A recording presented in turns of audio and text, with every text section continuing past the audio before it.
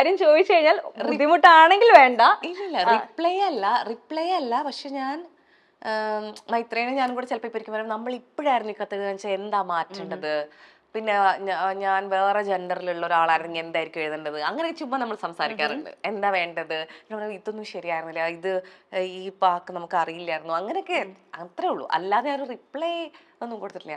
എന്താ വിഷമം? അല്ല ചോദിച്ചത് എന്താ വെച്ചാല് നമുക്ക് ഇപ്പൊ ഒന്ന് അദ്ദേഹത്തിന് ഒന്ന് ഫോണിൽ സംസാരിച്ചു കഴിഞ്ഞാൽ അങ്ങനെ ഒന്ന് ഓക്കെ ആണെങ്കിൽ കേട്ടോ, ഇപ്പോഴോ ആ ഫോണിൽ ജസ്റ്റ് ഒന്ന് നമുക്കൊന്ന് ലൈവിൽ സംസാരിക്കുന്ന പോലെ അല്ല വിളിച്ചാൽ കിട്ടുമെന്ന് എനിക്കറിയില്ല. ഒന്ന് ശ്രമിച്ചു നോക്കുന്നതിനും പ്രശ്നമില്ലെങ്കിൽ ഇത്രയുടെ ഒന്നും മനസ്സിലാവാൻ പോകുന്നില്ല.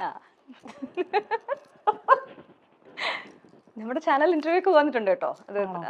ഹലോ മൈത്രയാ, ഇവിടെ ഇല്ല എന്നെ ഇന്റർവ്യൂ ചെയ്യാൻ മൈൽ സ്റ്റോൺ മേക്കേഴ്സ് അങ്ങനെ വന്നിട്ടുണ്ട്. മൈത്രേനും അവർക്ക് കൊടുത്തിട്ടുണ്ട്. അപ്പൊ എന്നോട് ഇന്റർവ്യൂ ചെയ്തുകൊണ്ടിരിക്കുന്നതിന്റെ ഇടയ്ക്ക് മൈത്രേനെ ഒന്ന് വിളിക്കാവോ, എന്തിനാന്ന് എനിക്ക് അറിയില്ല കേട്ടോ. അവർക്ക് വെറുതെ മൈത്രേന്റെ സൗണ്ട് ഇന്റർവ്യൂവിൽ കൂടെ കേൾക്കാറുണ്ട് അതുകൊണ്ട് മൈത്രേന്റെ സ്പീക്കറിലാണ് കേട്ടോ. ഹലോ നമസ്കാരം, എന്റെ പേര് സൗമ്യ. മൈത്രയാ ഇന്റർവ്യൂ ചെയ്യാൻ കുട്ടിയാണ്. ഹായ്, ഞാൻ സൗമ്യ. ഞങ്ങളിങ്ങനെ സംസാരിച്ചോണ്ടിരിക്കുവായിരുന്നു. അപ്പം കനിയോട് എപ്പോഴും അപ്ബ്രിങ്ങിങ്ങിനെ കുറിച്ചുള്ള കാര്യങ്ങളൊക്കെ ചോദിക്കും.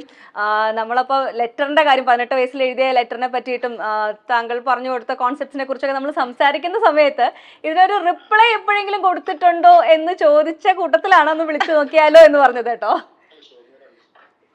സോറി, മൈത്രൻ അവിടെ തിരക്കിലാണോ?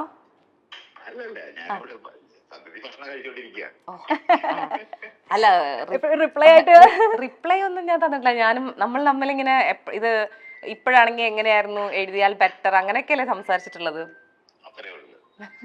വേറെ അതെ അതെ അതെ. സാധാരണ അച്ഛന്മാര് നമ്മളെ റെസ്ട്രിക്ട് ചെയ്യുന്നു, നമ്മള് ആ ഒരു സ്വാതന്ത്ര്യത്തിന് വേണ്ടിയിട്ടുള്ളൊരു വഴക്കുകൂടലാണ് ഞങ്ങളുടെയൊക്കെ ടീനേജ് കാലം പോയിട്ടുള്ളത്. പക്ഷെ നിങ്ങൾ തമ്മിൽ ആ ഒരു സ്വാതന്ത്ര്യം എന്ന് പറയുന്ന ഒരു പ്രശ്നത്തിനെ പറ്റിയില്ല. പക്ഷെ നിങ്ങൾ തമ്മിൽ ഐഡിയോളജീസിൽ ഡിഫറൻസ് ഉണ്ടായിട്ട് ആർഗ്യുമെന്റ്സ് ഒക്കെ ഉണ്ടാവുമായിരുന്നു. ഓ എപ്പോഴുണ്ട്. അയ്യോ അത് ഞാൻ വിശദമായിട്ട് ഞാൻ തന്നെ ഇവർക്ക് പറഞ്ഞു കൊടുക്കാം. പിന്നെ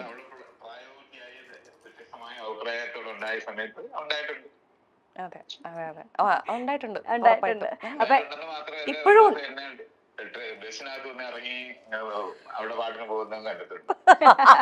ഞാൻ നല്ലപോലെ വഴക്കിടാറുണ്ട് മൈത്രനോട്. വഴക്കൊക്കെ ഇട്ട് ഞാൻ ഇനി കുറെ നാളത്തേക്ക് എന്നോട് മിണ്ടരുത്. എത്രയൊക്കെ ഇൻഡിപെൻഡന്റ് ആണെന്ന് പറഞ്ഞാലും വളരെയധികം ഫാമിലി ആയിട്ട് ഡിപെൻഡന്റ് ആയിട്ടുള്ള ഒരു കുട്ടിയായിട്ടാണ് അല്ലെ, കുഞ്ഞിലേ മുതൽ അച്ഛന്റെ കൈ തൂങ്ങി ഇങ്ങനെ നടക്കാൻ ഭയങ്കര ഇഷ്ടമുണ്ടായിരുന്ന കുട്ടിയാണല്ലേ. ഇപ്പോഴും അങ്ങനെയൊക്കെ തന്നെയാണോ? കയ്യിലൊന്നും തൂങ്ങി നടക്കാറില്ല, കൂടെ നടക്കുക. അത്രക്കില്ല. അത്രക്ക് അങ്ങനെ അന്നത്തെ പോലെ അന്നൊക്കെ വെച്ച് എനിക്ക് മൈത്രനെ വെച്ചിട്ടോട്ടെ, അപ്പൊ അവൻ കഴിക്കല്ലേ. ഞാൻ ബാക്കി ഇതിന്റെ കാര്യങ്ങൾ ഇവിടെ തന്നെ ഞാൻ ചോദിച്ചോളാം കേട്ടോ സാർ. Thank you. നാളെ കാണാം. എനിക്ക് കഴിച്ചോണ്ടിരിക്കാൻ പാവം ഞങ്ങളൊന്ന് ശല്യപ്പെടുത്തി. എന്നാലും സന്തോഷം.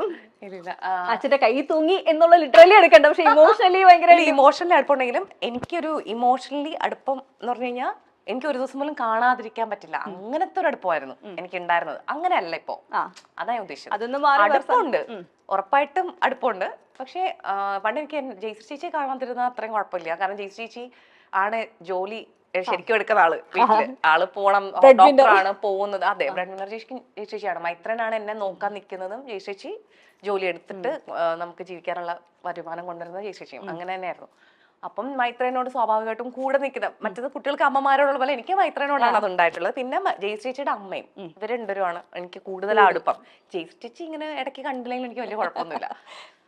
പക്ഷെ വലുതായിട്ടാണ് ജയശ്രീയോട് എനിക്ക് ആ കൂടുതൽ അടുപ്പം വരണം. കൂടുതൽ സംസാരിച്ചിട്ടും ഒക്കെ നമുക്കൊന്ന് പെൺകുട്ടികൾ അമ്മമാരോട് വേറൊരു ഏജിൽ നമുക്ക് വളരെ ക്ലിയർ ആയിട്ട് അവരെന്താ നമുക്ക് മനസ്സിലാവുന്നത്. mid-20s ഒക്കെ ആവുമ്പോഴാണ് തോന്നുന്നത്. എനിക്ക് ഇത്രയും അടിപൊളി ഒരു സ്ത്രീയാണുള്ളവരെന്ന് അങ്ങനെ ആ ഒരു സമയത്താണ് തോന്നുന്നത്.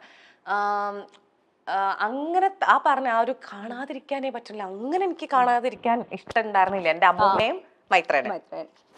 അവരും ഉണ്ടായിരുന്നു, എപ്പോഴും ഉണ്ടായിരുന്നു. അതുകൊണ്ട് കാണാതിരിക്കുന്നത് എനിക്ക് അറിയൂല്ലായിരുന്നു. ഒരു 10-18 വയസ്സ് വരെ മൈത്രൻ എന്നും ഉണ്ട് വീട്ടിലെപ്പോഴും. നമുക്ക് സ്കൂളിൽ പോകുന്ന മുടി കെട്ടുന്ന മുതൽ എല്ലാ കാര്യങ്ങളും ചെയ്യാനുണ്ട്. പക്ഷെ ആ ഒരു വലുതാവുമ്പോൾ പൊതുവെ കുട്ടികൾക്ക് പുറത്തു പോയി പഠിക്കാനൊക്കെ ആണല്ലോ, സ്കൂളിൽ നിന്ന് വീട്ടിൽ നിന്ന് മാറി നിൽക്കാനാണല്ലോ പലപ്പോഴും കുട്ടികൾക്ക് ഇഷ്ടം.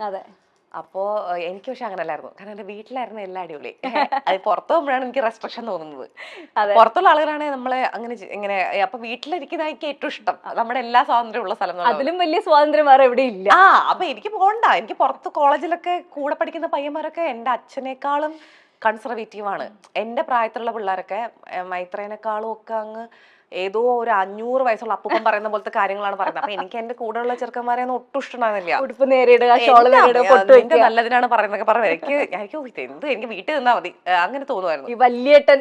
അതെ അതെ, അങ്ങനെയാ കൂടുതൽ പേരും ഉണ്ടായിരുന്നത്. അപ്പൊ എനിക്ക് ഒരു സ്ഥലത്ത് നാടകത്തിന്റെ അവിടെ പോലും, നാടകം അത്യാവശ്യം പ്രോഗ്രസീവ് ആയിട്ടുള്ള ആൾക്കാരൊക്കെ ആണെങ്കിലും അവിടെ പോലും എന്റെ വീട്ടിലുള്ള അത്ര സ്വാതന്ത്ര്യം അല്ല അവിടെ പോലും ഉള്ളത്. അവിടെ പോലും ചില കാര്യങ്ങളിൽ പല റെസ്ട്രിക്ഷൻ, എല്ലാ വ്യക്തികളും അല്ല കേട്ടോ. പക്ഷെ അതൊരു ഗ്രൂപ്പ് ആൾക്കാരായതുകൊണ്ട് തന്നെ ഇപ്പൊ ഈ ആട്ടം സിനിമ കണ്ടാൽ മനസ്സിലാവും. ചില ആൾക്കാർ അങ്ങനെയും ചില ആൾക്കാർ ഓപ്പണും ഒക്കെയാണ് എപ്പോഴും.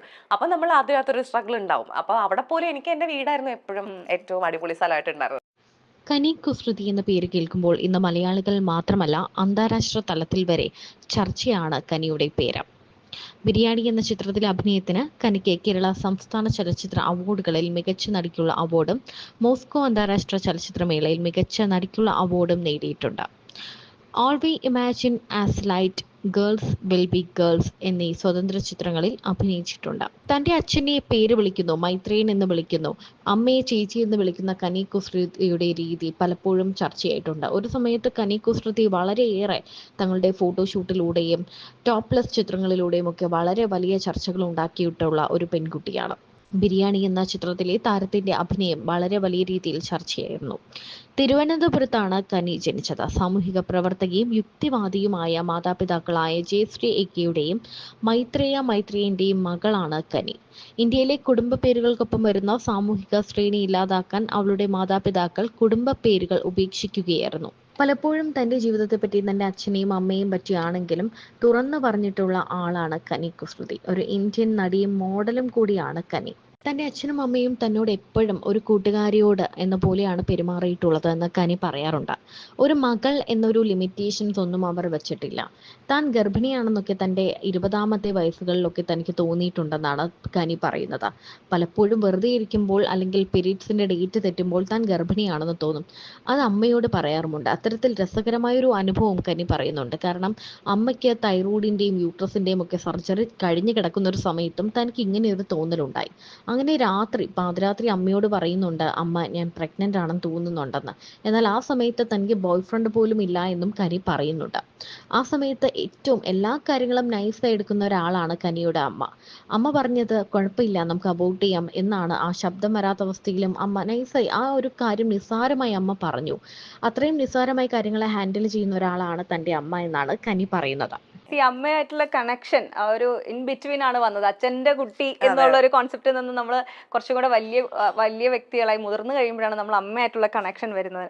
അത് നമ്മൾ പറഞ്ഞു നിർത്തിയ വിഷയമാണ്. എപ്പോഴാണ് നിങ്ങൾ തമ്മിലുള്ള ഒരു ബോണ്ടിങ്, അല്ലെങ്കിൽ നിങ്ങളുടെ ബോണ്ടിങ് എങ്ങനെയാണ്? കുട്ടിക്കാലത്തെ ഉണ്ട് എനിക്ക്. എന്ന് വെച്ച് കഴിഞ്ഞാൽ ഒരു ഉണ്ടെങ്കിലും ഈ പറഞ്ഞ പോലെ എന്നും കണ്ടില്ലെങ്കിൽ വിഷം വരില്ല, അതൊന്നും ഉണ്ടായിട്ടില്ല. എനിക്കൊന്നും കുറച്ചൊരു 10-24 എനിക്കിങ്ങനെ ഒരു കാരണവും ഇല്ലാത്ത കാര്യങ്ങളൊക്കെ പേടിയൊക്കെ വരും. ഇങ്ങനെ പെട്ടെന്ന് ഞാൻ പ്രഗ്നന്റ് ആണ്. അപ്പൊ എൻ്റെ അമ്മ, അതിന് നിനക്ക് എന്തെങ്കിലും ബന്ധമുണ്ടോ? ഇപ്പൊ ഒരു ബന്ധവുമില്ല, എന്തായാലും പ്രഗ്നന്റ് ആണെന്ന് തോന്നുന്നു. ഇങ്ങനെയൊക്കെയുള്ള ഫീലിംഗ് പ്രഗ്നന്റ് അങ്ങനെയൊക്കെ കുട്ടിക്കാലത്ത് 22 വയസ്സിൽ എപ്പോഴും വെറുതെ ഒക്കെ തോന്നിക്കൊണ്ടിരിക്കും. അപ്പൊ എന്റെ അമ്മ ഇതൊക്കെ ഭയങ്കര ലൈറ്റ് ആയിട്ട് എടുക്കുന്ന ഒരു അമ്മയാണ്. ഭയങ്കര ഒരു അടിപൊളി അമ്മയാണ് ആ രീതിയിൽ.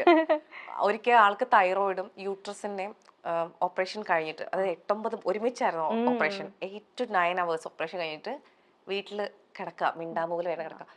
അപ്പോൾ അതിനകത്തേക്ക് എനിക്ക് ഇങ്ങനെ എപ്പോഴും ഞാൻ പ്രഗ്നന്റ് ആണെന്ന് തോന്നുന്നു.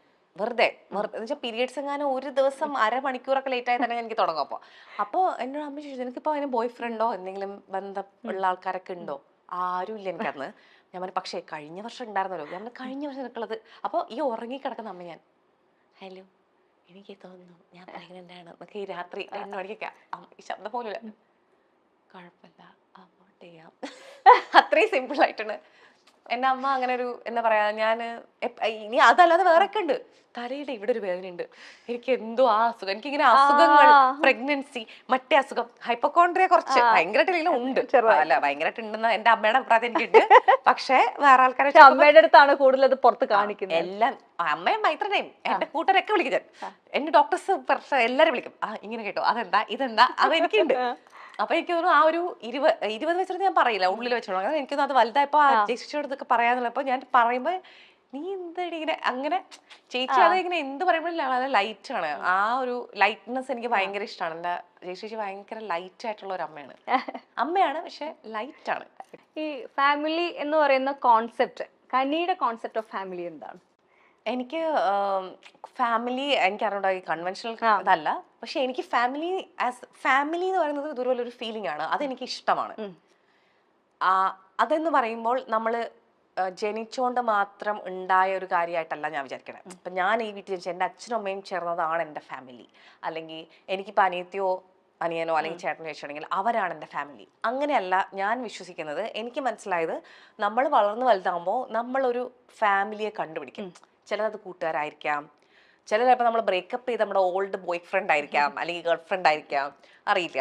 അങ്ങനെ അല്ലെങ്കിൽ ചിലപ്പോൾ നമ്മുടെ അച്ഛൻ തന്നെ ആയിരിക്കാം, അല്ലെങ്കിൽ നമ്മുടെ ഏതെങ്കിലും ചിറ്റപ്പനായിരിക്കാം, അറിയില്ല. നമ്മളിങ്ങനെ വളരുമ്പോൾ നമ്മൾക്ക് നമ്മുടെ പറ്റിയ കിൻഷിപ്പ് നമ്മൾ കണ്ടുപിടിക്കും. നമ്മളെ പോലെ ചിന്തിക്കുന്ന മാത്രമല്ല, നമ്മുടെ ചിന്ത കൂടുതൽ മുമ്പോട്ടാക്കാൻ കഴിവുള്ള, ഈ ആൾ എൻ്റെ ഫ്രണ്ട് ആണെങ്കിൽ ഞാൻ ഇതിനേക്കാൾ രസമായിട്ട് ചിന്തിക്കുന്നുണ്ടല്ലോ. ഇപ്പോൾ I M growing with them and I feel secure and അവരെനിക്ക് ഭയങ്കര കെയർ ചെയ്യും, ഞാനും അവരെ കെയർ ചെയ്യും. ഇതൊക്കെ തോന്നുന്ന, നമ്മൾ കണ്ടെത്തുന്ന കുറച്ച് ആൾക്കാരുണ്ടാവും. ചിലപ്പോൾ നമ്മുടെ അച്ഛനമ്മയും തന്നെ ആയിരിക്കാം അത്, ചിലപ്പോൾ നമ്മുടെ അനിയനോ അല്ലെങ്കിൽ ചേട്ടനോ ആയിരിക്കാം, അല്ലെങ്കിൽ ചിലപ്പോൾ അവരൊന്നും അല്ല, വേറെ പുറത്തുള്ള ആൾക്കാരായിരിക്കാം.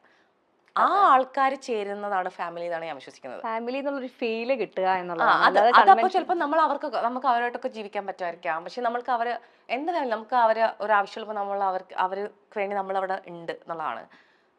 നമുക്കൊരു ഉണ്ടെങ്കിൽ അവരുണ്ട്.